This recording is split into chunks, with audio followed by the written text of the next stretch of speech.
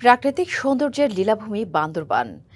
মেঘ পাহাড়ের মিতালি, গহীন অরণ্য আর ঝর্ণার কলতানে মুখরিত জনপদটি বরাবরই টেনে আনে পর্যটকদের। আর এই পর্যটন কেন্দ্রের ব্যবসার উপর নির্ভর করেই স্বাবলম্বী হয়ে উঠেছিলেন অনেক ক্ষুদ্র নারী উদ্যোক্তা। কিন্তু পর্যটক কমে যাওয়ায় এখন ব্যবসা টিকিয়ে রাখার লড়াই করছেন তারা।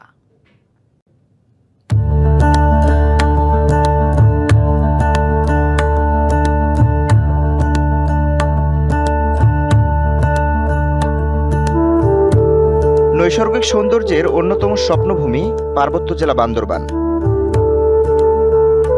সুউচ্চ পাহাড় চূড়ায় মেঘের ভেলা স্পর্শ করা, ঝর্ণার কলতান থেকে রহস্যঘেরা বগালেকের জলে পা ভেজানো, কিংবা ক্ষুদ্র নৃগোষ্ঠীর বৈচিত্র্যময় জীবনযাত্রা, ভ্রমণকারীদের পিপাসা মেটানোর সব রকম উপাদানে সমৃদ্ধ বান্দরবান।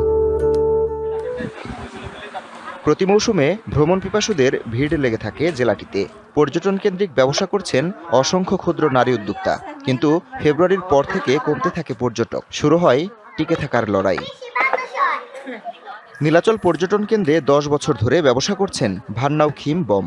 হাতে তৈরি বাঁশের জিনিসপত্র ও চাদর বিক্রির আয়ে চালান সংসারের খরচ। মৌসুম শেষ হয়ে যাওয়ায় তার ব্যবসা টিকিয়ে রাখাই মুশকিল হয়ে উঠেছে।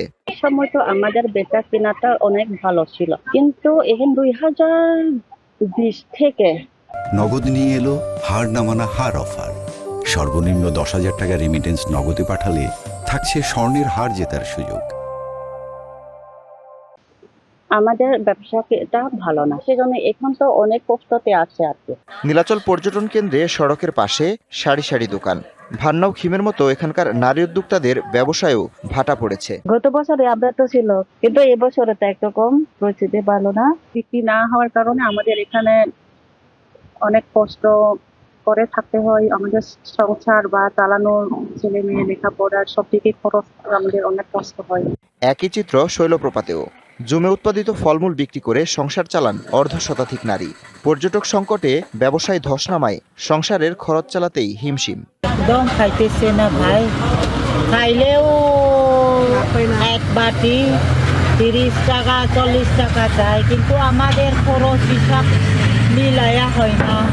এমন পরিস্থিতিতে ক্ষুদ্র উদ্যোক্তাদের সহায়তার আশ্বাস জেলা প্রশাসনের। আমি পর্যটন সেলের সাথে কথা বলবো, তাদেরকে খোঁজখবর নিয়ে দেখতে বলবো আসলে এই বিষয়টার কতটুকু আপনার বাস্তবতা রয়েছে।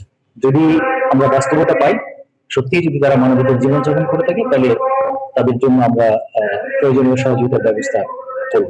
সংকট কাটিয়ে আবারও ঘুরে দাঁড়াতে সঠিক উদ্যোগ ও সহায়তার প্রত্যাশা নারী উদ্যোক্তাদের। DBC news desk.